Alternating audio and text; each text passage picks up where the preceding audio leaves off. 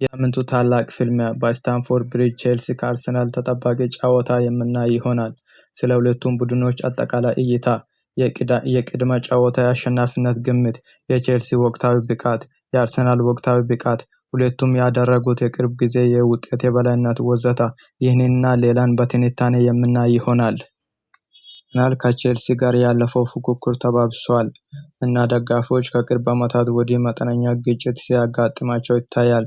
ቼልሲዎች ቀይ ምንጣፉን ለመዘርጋት ዝግጁ ይሆናል ተብሎ አይጠበቅም። እናም በእርግጠኝነት ባለፈው ሳምንት መጨረሻ እንደ ቶትናም ቁጭ ብለው ይጠብቃሉ ተብሎ አይታሰብም። ነገር ግን አርሰናል ከቅርብ ጊዜ ወዲህ በቼልሲ ላይ የበላይነት አለውና። በስታንፎርድ ብሪጅ የመጨረሻዎቹ ሁለት ጨዋታዎች በአቻ ውጤት የተጠናቀቀ ሲሆን ሁለቱም ቡድኖች ጎል ያስቆጠሩበት በመሆኑ ይህ እንደገና ሊከሰት ይችላል ብሎ ማሰብ ሞኝነት አይሆንም። ቼልሲ ከአርሰናል ጋር ባደረገው ያለፈው 11 የፕሪሚየር ሊግ ግጥሚያዎች ማሸነፍ የቻለው አንዱን ብቻ ነው። ሱፐር አርቴታ ወደ ስታንፎርድ ብሪጅ ባደረጋቸው ያለፉት 6 ጉዞዎች ምንም ሽንፈት አላስተናገደም። ባለፈው የውድድር ዓመት አርሰናል ከቼልሲዎች ጋር ባደረገው 2 ጨዋታዎች 4 ነጥብ ማግኘት ችሏል። ይህ የወቅቱ የአርሰናል የበላይነትን የሚያሳይ ውጤት ነው። የለንደን ደርቢ ሁልጊዜ ውጥረት የተሞላ ነው። አርሰናል በጣም አስፈሪ ሲሆን ሻምፒዮን ለመሆን የቆየበትን ረዥም ጊዜ የሚጠባበቅ ይመስላል። አርሰናል እጅግ አስደናቂ ነው። በቡድናቸው ውስጥ ያለው ጥንካሬና ጥልቀት ቁልፍ ሲሆን ቶትናምን 4-1 አሸንፎ የደረጃ ሰንጠረዡን በ6 ነጥብ ልዩነት ከፍ አድርጎታል። ነገር ግን የሻምፒዮንነት ማረጋገጫ ሌላ ከባድ ፈተና በስታንፎርድ ብሪጅ ይገጥመዋል። ገብርኤል ባይኖርም መድፈኞቹ ጠንካራ የመከላከል አቋም አላቸው እና ሁሉንም ዋና ፈተናዎቻቸው እስከዛሬ አልፈዋል።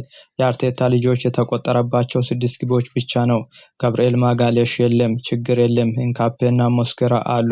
መድፎ አይደፈርም፣ አሁንም ይፈራል። ሴት ፒስ አጌን። ለንደን ሰማያዊ ወይ ቀይ በየትኛው ቀለም ይደምቃል?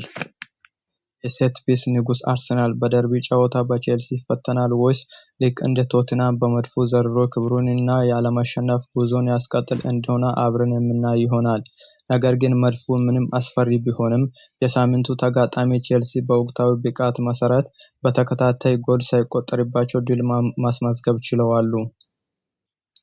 የኤንዞ ማሬስካ ቼልሲ በሊጉ ካለፉት 6 ጨዋታዎች ውስጥ 5ቱን አሸንፈዋል።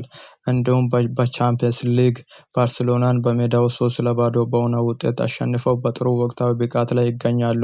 በእርግጥ አርሰናል ግርማ ሞገስ ያለው ቢሆንም ቼልሲዎች እንደ ቶትናም በቀላሉ ለመድፉ እጅ ይሰጣሉ ተብሎ አይጠበቅም። ስለዚህ ጨዋታው ተጠባቂ ከመሆኑ የተነሳ የዓለም አይኖች በለንደን ደርቢ እንዲሁም በስታንፎርድ ብሪጅ ናቸው። የሳምንቱ